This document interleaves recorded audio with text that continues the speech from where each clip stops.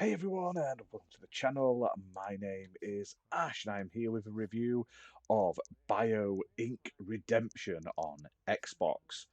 Now, this released on the 27th of February 2024, developed by Dry Gin Studios and published onto Xbox by Klabater, who were kind enough to send me a copy for this video review. Now, this was originally a mobile game under a slightly different name. It's since been ported over to PC and it's also on consoles. And it's a very unique little game. It reminds me of Plague Inc., but with a nice little twist on it. And basically, this is a sort of simulation strategy game where you either play as Death or like a doctor trying to save someone's life.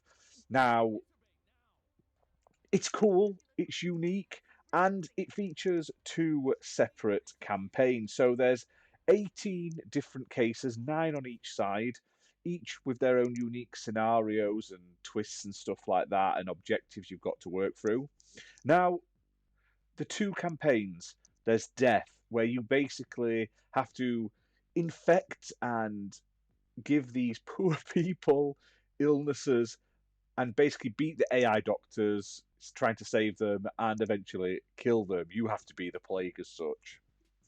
Then there's the life side, where you're basically a medical diagnostician and you have to identify the illnesses and what's wrong with them via running tests and stuff like that.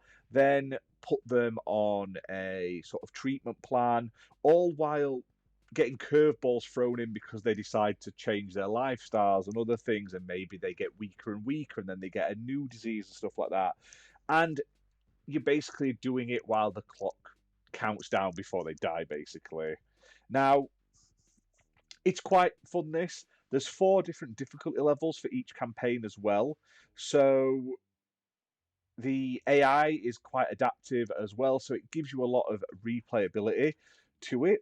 Now, the UI and everything looks great. I love the medical aspect to it. It looks like, obviously it's not 100% realistic, but it gives me a very sort of CSIE, like medical, like Grey's Anatomy. You see him slapping them up on the screen sort of vibe. It actually features like actual diseases. There's over 600 actual diseases, viruses, symptoms, diagnostic tests, treatments, and other medical conditions that you can throw at your like patients. You can save them, all that sort of stuff. Now, the tests themselves sometimes can be a little bit hit or miss, trying to figure out like what the person actually has. But once you get used to it and stuff like that, you can then sort of figure out how to deal with those issues. Now, this is a game that you can play quite casually. Like, you don't have to be super in depth into it. You can get by just very basically for a laugh. But you can get really into this if you were really wanting to. You could, like, really delve deep into it and sort of get to the nitty gritty about all the different, like, strategies you can take and the different medical procedures you can give to them and stuff like that, which is nice. I like that they do that.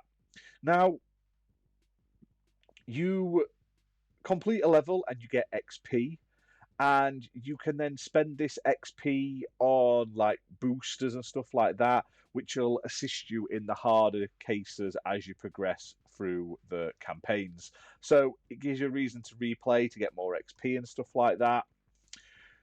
Sound wise as well, it's not bad. The UI is a little messy on controller, but once you get used to it, it's not too bad. It just takes a little bit of getting used to, because this is obviously, it was built for mobile and then PC. Then it's obviously been ported to controller last, but they haven't done a bad job of this. I mean, I've seen some, and even from Clabater, they've done some PC to console conversions that have been far from perfect. Um, this one is a lot better than others. I think they've done a pretty decent job at it as well. Like I say, it's not broken, everything works, and it's interesting. It's a very unique premise. And if you've ever played like Plague Inc., this is something you'll really get a kick out of, I think. If you enjoy Plague Inc., that is. If you didn't enjoy Plague Inc., you may want to give this one a miss. Now, all in all, it's fun. I preferred playing the death one just because you get to kill people in a non-morbid way, but it was like throwing diseases at them and stuff like that. Whereas sometimes the saving, like, life side was a bit more stressful because obviously you're trying to sort of think of what's going on and how you can do things and stuff like that, and it wouldn't work, and then you've run out of time and you have to redo it. Whereas death, you're just trying to kill people, and that's just simple, easy fun, isn't it? Like, who doesn't want to do that? Don't act. Don't lie to me. Well, the game is playable on Xbox One and Xbox Series X and S consoles, and it's optimized for Series X and S as well. And it's priced at £12.49. Now, it's also available on other platforms, including PC, Switch, and PlayStation. So, if it's something you're interested in, definitely check it out. But hit that like button, hit subscribe, and we'll see you soon for more gaming content. Bye for now, guys.